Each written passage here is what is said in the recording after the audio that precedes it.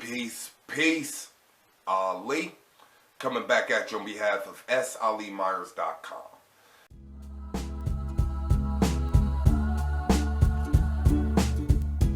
Alright, in this video I want to talk about the difference between spiritual DNA and physical DNA. It's going to be a very quick video, but for those that get it, you'll get what I'm saying or whatever.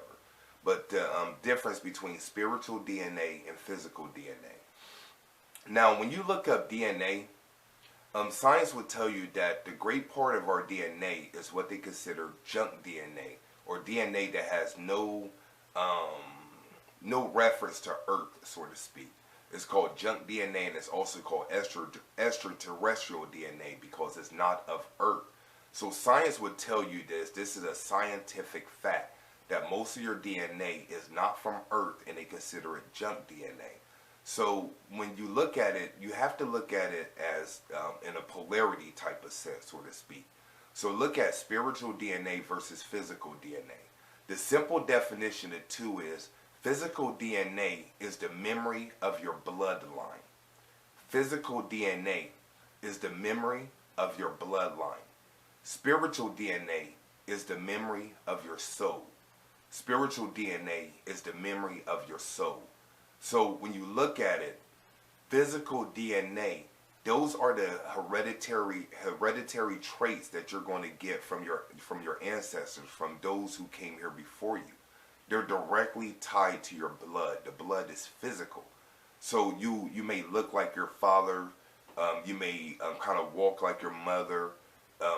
You may remind people in your family of your great grandmother who passed before in the spirit realm.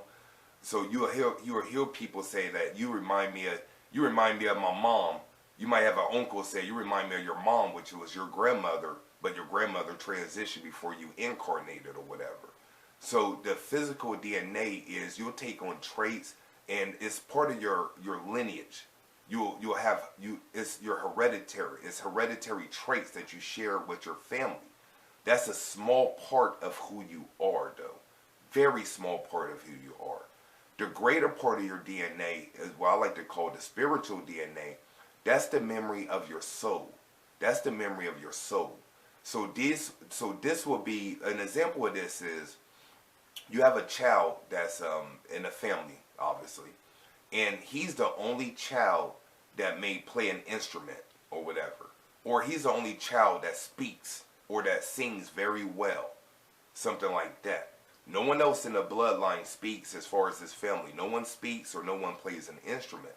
That's because this person is pulling from their spiritual DNA. It's their soul remembrance. They may have incarnated many times as a musician, and that imprint remains with them. They may not share that energy with their family, but it may be personal to their particular soul. Now, there are family members there are people that incarnate to a musically inclined family where everyone in their family is musically adept or whatever. They all play an instrument, they all sing, rap, or do something musically or whatever. Then that individual is sharing a lot of physical DNA, and it's also part of their spiritual DNA. So I hope that's not confusing, but just wanted to show you how some people can be in a family, but they may have gifts that no one else in the family shares. Is because we pull mostly from our spiritual DNA. Now, to look at it from like an ancestor or altar standpoint, the ancestor altar is more so for your physical DNA. Those are the ancestor altar is just as it says, is for the ancestors. And the ancestors are anyone that shared a bloodline with you or share blood. They're blood related, blood relatives.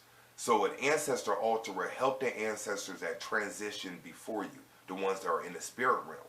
Now, in deity altar or altars that's dedicated to the gods and goddesses, those are more for your spiritual DNA. Why do I say that?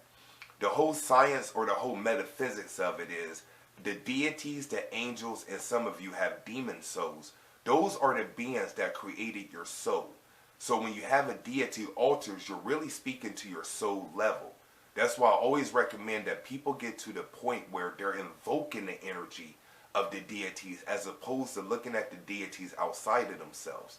Because the way it works is usually you come from a humble, I'm just a lowly human. I have these deities on my altars. I'm working with them, but I feel so beneath them. That's usually how people get into the altar work, especially dealing with the deities. But after time, you should have their energy infused within your system where you become a walking incarnation or walking avatar of that particular being. And I had a person ask me a question, actually one of my students asked me a question about are there more than one avatar for a particular deity? And I emphatically told him yes. For instance, Tahuti may have many avatars. It's not one avatar that's walking as the total embodiment of Tahuti, because the energy works differently than physicality. In physicality, we have one finger or one index finger per hand. But on the spiritual realm, we may have 20 fingers connected to one hand because we're dealing with energy. So looking at that same way, when a deity is embodied in a particular person, it's not the only person that that entity is in, or that deity is embodied. But simply put, one person is not the only avatar for a deity. That deity can have many avatars. So my point is, once you're working with your deity altar for some time, especially if you're being consistent with it, you should feel a certain strength and energy or power that comes in you where you feel like you can do the work yourself. The first part is you feel like the deities are doing the work. It's called, they're doing your bidding, so to speak.